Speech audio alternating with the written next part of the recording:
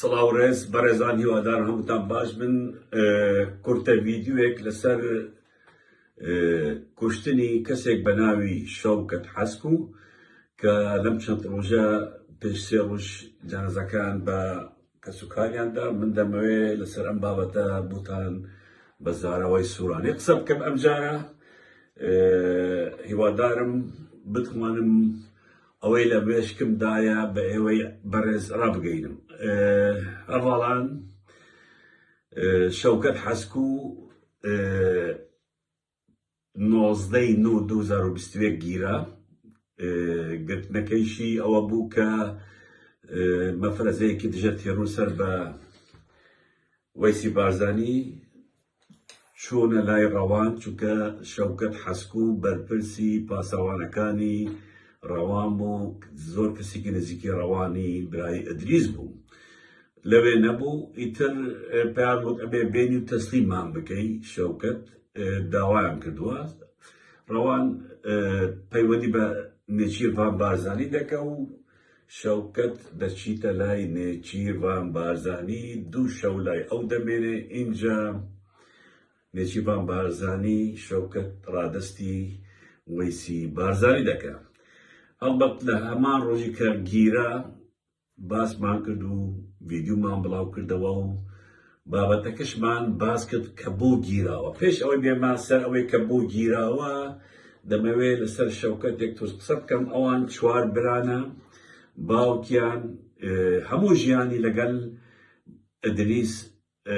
مەڵە مستەفا بارزانی بردووە، لەگەڵ ئەو بوو، پاسەوانی ئەو بوو، خزمەتکاری ئەو بوو. کوڕەکانی حەسکۆش کە ئەحمەدە لەگەڵ نێچیرە و شەوکەت لەگەڵ ڕەوانە و فەرسەت لەگەڵ عەباسی برای نێچیرە. یعنی سێ کوڕی حەسکو لەگەڵ کوڕەکانی ئەدریسن، پاسەوانن، یعنی کەسی نزیکی ئەوانن. حەسکو ئەسڵی خۆی گۆڕانە، ئەسڵی خۆی باپیری هاتووە ناو بارزان، بەڵام ئێستا بە بارزانی دەناسرێن و هەر لەگەڵ باپیریان لەگەڵ مەڵا مستەفا بۆ خۆی لەگەڵ ئەدریس بوو، کوڕەکانیش لەگەڵ کوڕەکانی ئەدریسن. شەوکەت بۆ گیرە، ئەو کاتەش باسمان کرد لە دانیشتنێکە لەگەڵ چەند کەسێکی نزیکی خۆی شەوکەت قسە دەکەن و ئیتر لەوێ تۆڕەبوونێکە یان گاڵتە پێکردنێکە بابەتەکە بەو شێوازە بووە. شەوکەت قسەی ناشرین بە مەسعود بارزانی دەڵێ و ڕسمەکەیشی دەدرێنێ و دوای ئاگری تێبەردەدە. لەوێ یەکێکیان ئەم هەڵسوکەوتەی شەوکەت ڤیدیۆ دەکات، تەسویر دەکە و دەیداتە وەیسی بارزانی. ئەمەی کە من لە نزیکەوە زانیم ئەو کاتە پێش 2 ساڵ و نیو بڵاوم کردەوە لەسەر سوتاندنی وێنەی مەسعود بارزانی، لەسەر قسەی ناشری بە مەسعود بارزانی وت و ئەیتر گیرە کە ئەم کابرایە گیرە. هەڵبەت ڕەوان کە برای نێچیرە هیچ هەڵەوێستێکی نەبوو، هیچ قسەی نەکرد، تەنانەت نێچیریش خۆی بە دەستی خۆی تەسلیم کرد. کە گیرە لەم 2 ساڵ و نیوە یەکجار کەسی نەبینەوە لە خەزم و کەسوکاری، نە برای، نە باوکی، نە ژنی، نە کوڕەکانی، کەس نەیتوانیوە شەوکەت لەو 2 ساڵ و نیوە ببینێت. هەڵبەت لێرە شتێک بوومان دیار دەکە کە دەهان و سەدان کەسی وەک شەوکەت دەگیرێن بەبێ ئەوە مەحکەمەیەک، بەبێ ئەوە محامێک بیان ببینێ، یعنی حکمی قەرەخۆشیە. طبعا زیندانێکی تایبەت هەیە کە لە مەسیفەوە بوو سەرێڕەشدا، چون سەیتەرێک لەوێ هەیە پێ دەڵێن سەیتەرەی عەبدەڕەحیم، وان ناسراوە سەیتەرەی عەبدەڕەحیمی، کە تێ نەفەری 400-500 متر دەستی ڕاست زیندانێکی لێیە، زیندانی تایبەتی شەخسی مالی مەسعود بارزانیە. ئەوان زیندانیەکانی خۆی تایبەت لەوێ دانن. شەوکەتش لەوێ بوو، لەم 2 ساڵ و نیوە لەوێ بوو. هەڵبەت باوکی زۆر هەوڵیدا کە ببینێ. چەندین جار چووە بارەگای مەسعود بارزانی، ڕێگان پێ نەداوە مەسعود ببینێ، چەندین جاردا هەوڵی داوە سیدات ببینێ، ڕێگان پێ نەداوە. ئاخری پێیان وتووە کوڕەکەت خائینە و بڕۆ، بۆت نییە بیبینی، بۆ ناتوانیش نە مەسعود و نە کەسێکی تری بنەماڵە ببینی. هەروەها باوکی زۆر هەوڵیدا کە بچتە سجن چەندین جار چوویتە پاراستن لە مەسیف جلی بۆ کوڕەکەی بردووە جلەکانیان لێ وەرنەگرتووە زۆر هەوڵی داوە زۆر تکای کردووە کە بچێ کوڕەکەی ببینێ ڕێگان پێ نەداوە ئاخر شت وەیسی بارزانی بە کەسێکی وتۆ بڕۆ پێی بڵێ ئیتر نێتە ئێرە پێ بڵێن کە خۆی کوڕەکەی لە دنیاکەی تر ئەبینێ کە ئەو مرد کوڕەکەی لەوێ دەبینێ یعنی تەواو کوڕەکەی تو تەواو دەکوژرێ و نامێنێ هەڵبەت لێرە کەس و کاری شەوکەت زۆر هەوڵیاندا وەکوتم هیچ ئیسفادەی نەبوو ناتوانی ببینن لێرە من باسی ئەوە دەکەم کە یاسا لە کوردستان بەڕاستی جێگای گاڵتەجاریە دادگا جێگای گاڵتەجاریە کەس بەقەدەر مەسعود و کوڕەکانی ئەم حکومەتە بە سووک نابینن بە شتێکی بچووک نایبینن یعنی ئەوان هیچ ڕێزێکە نەبوو ئەو حکومەتەیە کە خۆیان دروستیان کردووە هیچ ڕێزێک بوو دادگا نییە کە ئەو دادگارە خۆیان داناوە ئەو حاکم بوو دادوەرانە هەر هەمووی خۆیان داناوە کەچی خەڵکێک دەگرن نە دادگا دەبینن نە دادوەرێک دەبینن نە مەحامێک دەبینن ساڵها ساڵ لە زیندان دەمێنن هەیە 7 ساڵ ماوە لە زیندان و بەربووە هەیە 4 ساڵ ماوە 5 ساڵ ماوە یەک شوێنی یان یەک جار مواجهەی نەکراوە یان پارێزەرێکی خۆی دەبینیوە شەوکەتیش هەمان شت تا کوژرا ئیتر کەس نەیبینی تومەتەکان ئەوەی من وتم ئەوە بووە بەڵام یەک شت هەیە لە ناو پارتی و بنەماڵی بارزانیدا هەندێک کراس هەیە هەندێک تومەتی جاهز هەیە حازر هەیە کە کەسێک دەگرن بۆی دروست دەکەن بۆ نمونە ئەڵێن ئەما سەر بە حەشت بووە پەیوەندی بە حەشت کردووە یان بڵێن کاتی خۆی سەر بە لاهور بووە شتی بوو لاهور بردووە یان دەڵێن سەر بە مەکی ئامێدی وە معلوماتی بۆ مەکی ئامێدی بردووە یان دەڵێن جاسوسی ئێران بووە یعنی مەجموعەیە تۆمەتی حازریان هەیە ئەی خەلە پاڵ زۆر کەس کە دەیگرن ئەوان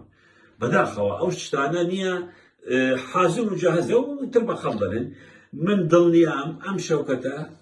ئەو تومەتانەی ئەویان بۆ ئاراستەی ئەو کردووە هیچ ڕاست نەبووە تەنانەت لە دانیشتنێکە ئەو شتە کراوە تاقە لەگەڵ شەوکەت کوڕێکی ترش گیرە کە خەڵکی دوورەیە گوندی دوورێ لە بارزان ناوی مەتینە لەو وەختەوەش مەتین نە کەس بینیوێتی نە مەحامیەک نە ماڵی نە دایکی کەس نەیتوانیوە مەتین ببینێت مەتینیش خزمەتکارێک بوو لە گوندی دوورێ ناو ماڵی مەسعود ئەوەش گیراوە تا ئێستا 2 ساڵ و نیوە کەس نەیبینیوە یعنی ئەمانە کە هەمووی لە سژنی تایبەتی خوانن ینی سێ کە حکومەتێکیان هەیە دەهان زیندانی فەرمیان هەیە کەچی بۆ خۆیان زیندانیەکیان دروست کردووە خۆیانە کەس نەدەیبینێ حاکمەکەش وەیسیە دادوەرەکە وەیسیە کوڕەکەیتی و بڕیاری کوشتن و بەردان و ئەشکەنجەداریش لە لای مەسعود و وەیسی دەرەچێ یان کوڕەکەی مەسعود دەرەچێ ئەمە لە پێش چاوی هەموو کەسێک دەکەن نە حزبەکانی ئۆپۆزیسیۆن قسە دەکەن نە حکومەتی عێراق قسە دەکەن نە UN قسە دەکەن نە ئەمریکا قسە دەکەن هیچ کەسێک قسە ناکەن بۆیە ئەمانەش بەردەوام من ئەم شتانە بەم تاوانانە بڕام بەر خەڵک بەداخەوە طبعا لێرە من دەبێ باسی نێچیر بکەم زۆر کەسی نزیکی نێچیر جێگا نەماوە خۆی نێچیر خۆیشی جێگای نەماوە لە ناو پارتی و لە ناو بنەماڵەکە یعنی ئەو وەزعی کە نێچیری تێدایە وەزعێکی زۆر خراپە نێچیریان هێشتوتەوە کە هەندێک جار کێشە و شتی گرفتی گران دروست دەبێ کە خۆیان تااقەتیان نییە بشن یان تااقەتی یان حەزدا کە خۆیان کەم ببینن نێچیر دەنێرن بڕۆ سلێمانی بڕۆ بەغدا بڕۆ ئەملا ئەولا وەکتر نێچیر هیچی بەدەستەماوە ئەوانەی دەور و بەری نێچیریش زۆر لە ژیانی خۆیان دەترسن یعنی برای ئەم شەوکەتە کە ناوی ئەحمەد حەسکویە ساڵها ساڵ لەگەڵ نێچیرە ئێستا ڕای کردووە لە دووبەیە ئەحمەد حەسکو ڕای کردووە برای ئەم شەوکەتە کە جەنازەکەیان تەسلیم کرد پێش 2 3 ڕۆژ بردیانە قەبرستان و ئەوە ئەحمەد حەسکو لێ نەبووە نەبەس ئەحمەد حەسکو ئەو ڕاوانەی کە ئەم کابرایە ساڵها ساڵ خزمەتی ئەوی کردووە ئەچوو سەر قەبران یعنی ئەمە بەڕاستی کارەساتێکە یعنی من لێرە بە نێچیر دەڵێن بە ڕەوان دەڵێن کە ئەوان بوزيسيون يعني هلا روان وك هێزێکی هەیە و ئەوی تریش سەرۆکی حکومەتە ئەگەر ئێوە ناتوانن ئەو خەڵکە لەگەڵ ئێوە بپارێزن پێیان بڵێن بڕۆنە ماڵەوە بخۆتان بڕۆن یعنی کەسێک هەیە بە ناوی ڕەعەت هوستانی 30 ساڵ بوو لەگەڵ لێچیر هەرچی کاروباری تایبەتی بزنس و ئەملا ئەولا ئەم ڕەعەت هوستانیە دەکرد ڕەعەت و ئەحمەد حەسکو دوو کەسی زۆر گرنگ بوون ڕەعەت پێشمانگێک چووە ماڵ دانیشتووە بە نێچیری وت ئەتو ناتوانانی خۆت بپارێزی ئەی چۆن ئێمە دەپارێزی ئەوە بن ڕۆشتم ئەحمەد ڕای کرد چووە دوبەی ئەوە منیش ئەچمە ماڵی خۆم دانیشم ڕەعەت هوستانی ئێستا چوویتە ماڵی خۆی دانیشتووە دەترسە ئەوەی ماوە لەگەڵ نێچیر نیوەیان لە ژێرەوە پەیوەندیان لەگەڵ وەیسی و مەسڕوریان بەستووە جاسوسی لەسەر نێچیر دەکەن نیوەیشی لە شەرم یان لە برسی یان لە بئیشی لەگەڵ نێچیر ماوە ئەگەر کەس لەگەڵی نەماوە نێچیر هیچی پێ ناکرێت نێچیر ناتوانێت یعنی ئەوانەی لەگەڵ بپارێزن سەیرکە کەسێکی وەک شەوکەت حەسکو لەگەڵ ڕەوان بوو یعنی هەموو ئیشەکانی ڕەوان ئەو دەکرد پاسەوان هەموو شتێک گیرە یەکجار ڕەوان نەچوو سەردانی بکە لە زیندان یەک جاریش دەچوو نەک ئەوە نەچوو کە نەیویستووە ڕێگان پێیان نەدا خۆشی ئەو جەسارەتە نەبوو بچێ لێ بپرسێ یعنی ئەمە کارەساتێکی گەورەیە ئەم کەسانە من ناڵێم قەهرەمانن من ناڵێم شەوکەت حەسکو قەهرەمان بووە بەڵام من دەڵێم ئەوانەی کە لە ئەو بنەماڵە ئیش دەکەن چارەنووسیان هەمووی وەک شەوکەت حەسکویە هەر هەموویان وەک شەوکەت حەسکویە کە سیڕاعاتیان دەبێت ئیتر ئەچنە ئەو کەسانەی لەگەڵیان ئیش دەکەن ئیتر حرەسە پاسەوانە خزمەتکارە سایقە ئیتر ئەوانە دەبنە قوربانی من ناڵێم ئەمە فریشتە بووە نەخێر من ئەوە ناڵێم بەڵام من دەڵێم ناحەقیەک بەرامبەر شەوکەت کراوە ئەتوو گرتوتە تۆمەیەکت بۆ دروست کردووە فەرموو ئەوە دادگایە فەرموو ئەوە دادوەر هەیە فەرموو پارێزەرێک وا بڕواتە لای فەرموو با مەواجهەیە هەبێ باوکی بڕوا برایی بڕوا خێزانی بڕوا بیبینێ نەک ئەوە 2 ساڵ و 5 مانگ 6 مانگ بخەیە ناو زیندان اینجا جانەزەکان فڕیدایە بەردەمیان سێکە ئەمانە لە سەدام خراپترن مەسعود بارزانی جەنازەکان تەسلیم کردووە چیان پێ وتووە ئێوارە درەنگانێک پێیان وتووە وەرە بیبەن پێیان وتووە ئەم شەو ئەیبەنە قەبرستان و ئەنێشنەوە ینی دێبەشێرن و پێیان وتووە نابێت تەعزیەش دابنن بزانیت تەعزیەتان داناوە کەسێک هاتووە لای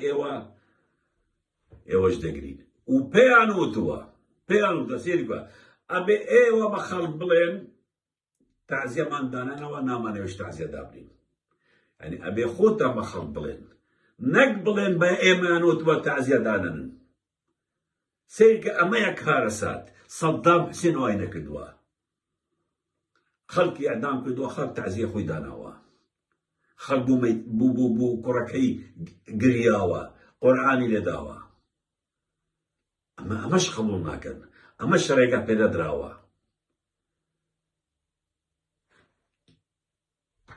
ئەمەی ئێستا ڕوویدا پێش ئێستاش هەبووە ئێستا 4 کەسی تر گیراون کە خزمەتکار بوون لەناو ماڵی مەسعود بارزانی کە ماون تا ئێستا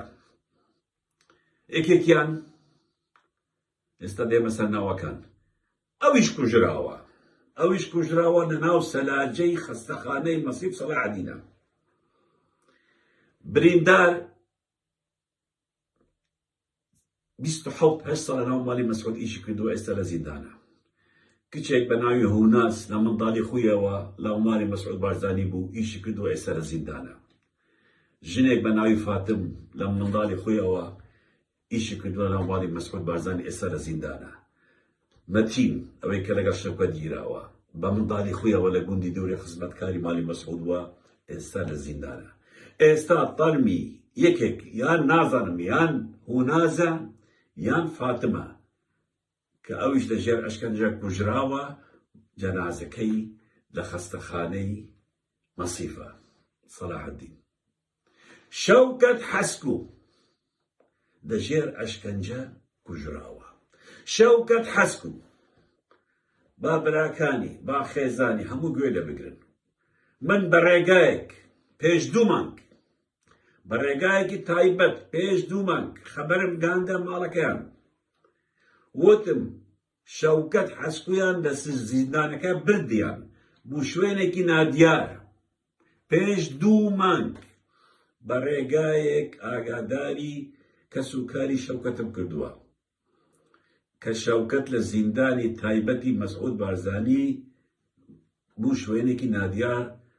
بردیان بڕۆن بخۆتان بپرسن ئایا لە ئاسایشی گشتیە ئایا کوژراوە ئایا بردیانە شوێنێکی تر بڕۆن بە خۆتان بپرسن پێش 2 مانگ معلوماتم وات کە لەوێ نەما ئەم سێ کەسەی تر بریندار هوناز فاتم مەتین لەوێنە بەڵام یەکێک لەو ژنانش ئەویش کوژراوە لەژێر تەعزیب ئێستا لە وەکوتم جەنازەکەی لە خەستەخانەی مەسیفە یعنی ئەم خەڵکانە هەمووی دەگیرێن بەبێ دادگا بەبێ دادوەر بەبێ محامی بەبێ هیچ کەسێک فەرمونە دەهان ڕێکخراوی مافی مرۆڤایە لە کوردستان مافی ژنان هەیە دەوەرن سەیری فاتم و هوناز بکەن دەوەرن ئەوانە بە منداڵیەوە هەتیم بوونە چوونەتە خزمەتکاری ئەم تاغۆتە بوونە ئێستا گرتووانە بە تومەتی جیاواز ئەشکەنجە دەدرێن مەتین هەروە بریندار هەروە شەوکەت یعنی من لێرە دەڵێم هەر کەسێک کە دەبیتە خزمەتکاری ئەم بنەماڵە یان پاسەوان یان بۆیان ئیش دەکە جارە نووسی نادیارە طبعا ئەمانە بوو وای لەو خەڵکە دەکەن ئەم خەڵکە بە چاوی خۆیان دەبینن چ جێوازیەک لە ناوبەینی خەڵکی گشتی هەیە و ئەو بنەماڵەیە لە ناو ماڵیان دەژین دەبینن چۆن دەژین دەبینن چۆن گەندەڵی دەکەن دەبینن چۆن تەعدایی دەکەن ئیتر ئەوانیش بەشەرن هەست پێ دەکەن ناچار دەبن ڕۆحێکی یاخیبوون لە دڵیان یان هەستێکی یاخیبوون لە دڵیان پەیدا دەبێ لە مێشکیان پەیدا دەبێ و دژیان دەوەستن ئاشکرا دەبن و دەگیرێن یعنی ئەمانە حەقی خۆیانە کە کەسێک لە ماڵی مەسعوددا 20 ساڵ 25 ساڵ ئیش بکە کە سەیری دەکە چۆن دەژین و چی دەکەن و معاشەکەی 500,000 دینار بێ ئەو هەموو تەعدایە لە خەڵک دەکەن و ئەوان چۆن دەژین و خەڵکی تر چۆن دەژین تر ئەمانش بەشەرن من ناڵێم ئەمانە قەهرەمانن بەڵام من دەڵێم زۆرۆفێک وای لێ کردووە کە ئەگەر باوکی شەوکەت حەسکوو لەگەڵ ئەدریس بارزانی نەبا باپیری لەگەڵ مەڵا مستەفا نەبا شەوکەتیش لەگەڵ ڕەوان نەدەبوو قەدەری وای بووە کە لەگەڵی بێ باوک و باپیری لەگەڵ ئەوان بووە بەڵام کە گیران دیفاعیان لێ نەکردن نە نێچی لێ کرد نە ڕەوان لێ کرد ئەحمەدی برای گەورەی هەموو ژیانی خۆی لەگەڵ نێچیر بووە هەموو ژیانی خۆی ئێستا ڕای کردووە لە کوردستان نەماوە برای مرد نەیتوانێ بچتە سەر قەبرستان ئەم عایلەیە ئەم بنەماڵە دەبێ بڕوخێت دەبێ نەمێنن ئەمانە هیچ وجدانێکیان نییە ئەمانە دژی مرۆڤاتین دژی هەموو کەسێکن سیرکە دەڤەری بارزانوان لێ کردووە ڕۆژانە خەڵک دەگرن هەیە بێت تاوانیشە شەو دەگیرە بەیانی بەردەبێ هەر بوو ترساندنی خەڵک لەم 2 مانگە سەدان کەس لە بارزان گیرە ڕاستەی بەربوونە بەڵام هەر بوو ترساندنی خەڵک دەگرن و بەری دەدەن تاکو بیان ترسێنن هەواڵات مەسەلەی شەوکەت حەسکوو بۆیە ئەو ڤیدیۆ کورتە باس تومار کرد چونکە من لە زۆر ئەکاونت و پەیجی ترم بینی کە هەندە شتیان دەوت ڕاست نییە مەسەڵەن دەڵێن پەیوەندی بە خێزانەکەی کردووە هیچ پەیوەندی پێ نەکردووە لەو 2 ساڵ و نیوە شەوکەت حەسکوو یەک کەسی نەبینەوە پەیوەندی بە یەک کەسی نەکردووە و زیندانەکەشی هەمویان دازای لەکوێیە لە زیندانی سەری ڕەشە ئەوەی نزیکی سەیتەڕەی عەبدوڕەحیم ئیتر لێرە کوتایی دەنێ هیوادارم سوورانەکەم ئەوەندە باش بێ توانی بم ئەم بابەتە بۆ ئێوەی بەڕێز پێشکەشکەم سوپاس دەکەم